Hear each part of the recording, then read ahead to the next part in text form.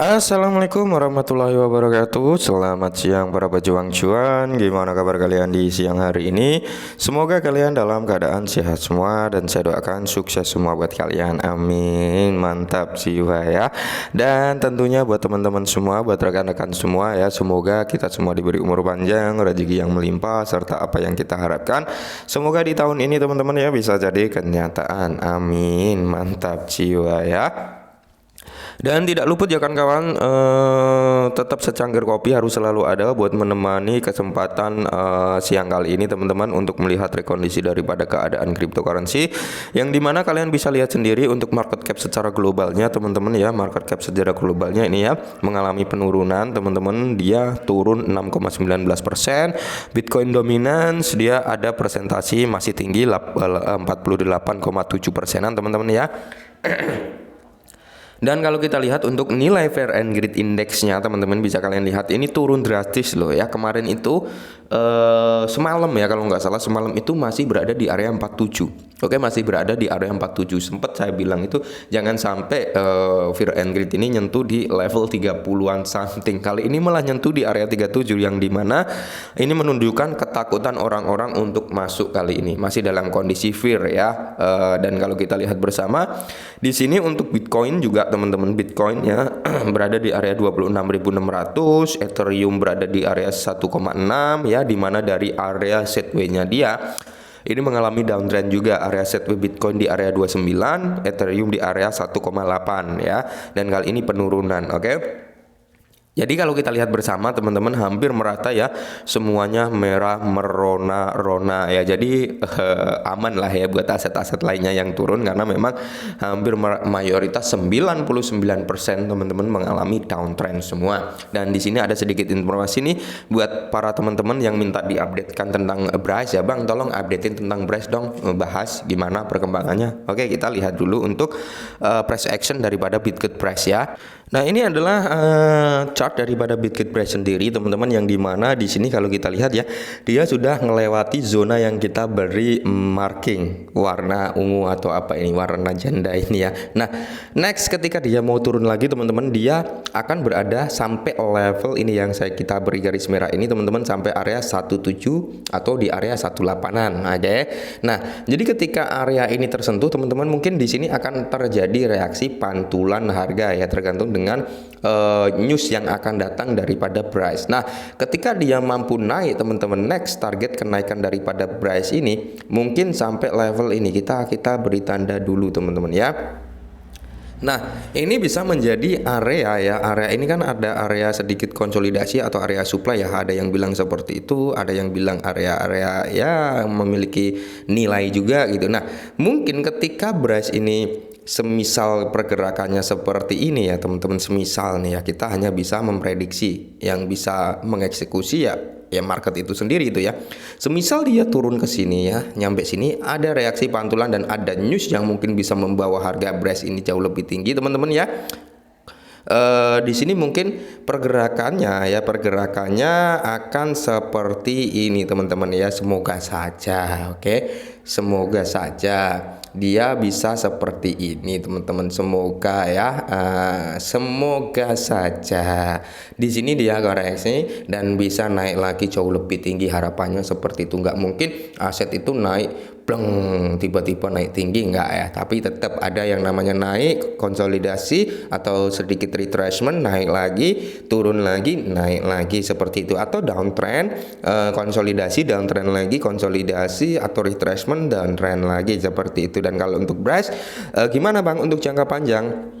Seperti yang saya bilang, kalau untuk Bryce jangka panjang ya masih oke ya. Kalau saya pribadi masih oke, tapi nggak perlu harus punya banyak loh ya. Kalau untuk jangka panjang, saya malah respect dengan orang-orang yang gini, mereka memiliki aset ya, tapi dia berpikir untuk jangka panjang. Saya malah lebih respect ketika orang tersebut memiliki aset sedikit. Kenapa? Karena mereka akan cenderung tenang saja dengan keadaan market yang enggak jelas, keadaan market yang turun, keadaan market yang mungkin enggak sesuai harapan dan sebagainya gitu. Mereka akan tenang. Oh ya, mereka tetap akan tenang dan akan selalu nunggu di long term sampai harga yang mereka tentukan. Tapi beda cerita ketika orang-orang memiliki aset yang banyak, mereka cenderung bentar-bentar lihat wah turun, bentar-bentar ini jadi psikolognya yang kena gitu teman-teman ya, takutnya. Nah takutnya teman-teman seperti itu ya. Tapi kalau kalian mentalnya mental baja, terus kuat ya dengan keadaan seperti ini, kuat dengan food yang nyerang Brass dengan gila-gilaan seperti ini, dan kalian punya aset banyak, jauh lebih mantap jiwa gitu ya kan. Nah, jadi kalau kita lihat di sini perkembangan daripada Brass ya seperti ini ya. Hampir semua aset sebenarnya, dan kalau kita lihat dari weekly-nya teman-teman ya, dari mingguan lah ya. Simpelnya seperti itu.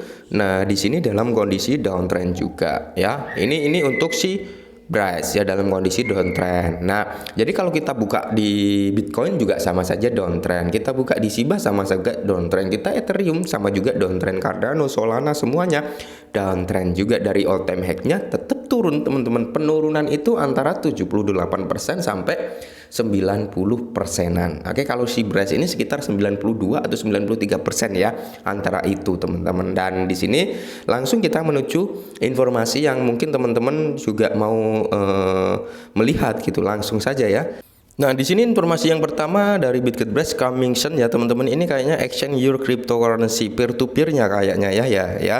Bitget peer-to-peer crypto exchange is a peer-to-peer crypto exchange marketplace. Okay, with people can trade crypto directly with an author. Nah, jadi informasinya teman-teman ya, Bitget peer-to-peer exchange ini teman-teman, informasinya akan mencangkup semua mata uang nasional. Oke ya, nasional teman-teman ya. Mungkin akan banyak berbagai mata uang yang bisa digunakan untuk melakukan peer-to-peer crypto exchange-nya Bitget Brass ya. Ini adalah tampilannya, gambarannya, dashboardnya seperti ini. Dan semoga saja nanti di akhir Agustus ya, karena informasinya di akhir Agustus ini akan diluncurkan secara globalnya, akan bisa digunakan secara global ya dari peer-to-peer crypto exchange milik Brass ini teman-teman, seperti itu.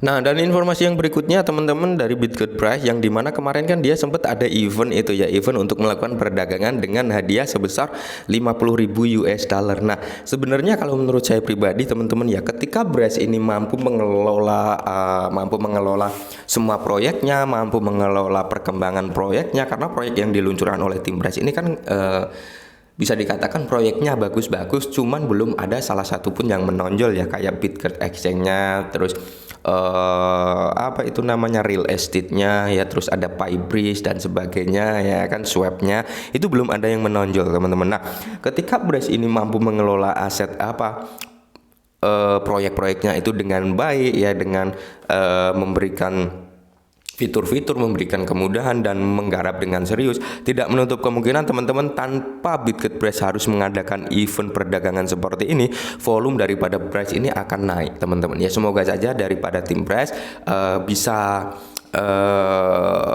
lebih baik lagi ke depannya untuk membuat proyek-proyek yang sudah ada itu diperbaiki kembali. Contohnya kayak Bitget exchange-nya, seharusnya dengan peluncuran yang udah lumayan ya kan, udah berbulan-bulan juga ya, harusnya sistem UI-nya harus diupdate dengan menambahkan fitur-fitur yang lebih menarik, tampilan yang lebih elegan dan sebagainya ya. Mungkin ada future-nya, ada banyak lah, intinya harusnya seperti itu. Tidak menutup kemungkinan itu akan menggait orang-orang untuk bisa masuk ke dalam Bitget Brass untuk melakukan transaksi di exchange-nya gitu ya. Nah, jadi buat teman-teman semua ya, tetap semangat gitu teman-teman ya, meskipun keadaan seperti ini, karena mayoritas semuanya seperti ini. Dan kita tunggu saja teman-teman gebrakan-gebrakan daripada pelistingannya, karena memang sampai detik ini belum ada pelistingan yang mungkin cukup wah gitu ya. Baru pelistingan di exchange-exchange yang mungkin kurang populer juga gitu. Semoga saja sih sisanya itu di exchange-exchange besar lah ya, minimal 20 besar kayak 10 besar gitu harapannya ya. Oke, mungkin ini dulu, semoga bermanfaat. Salam cuan.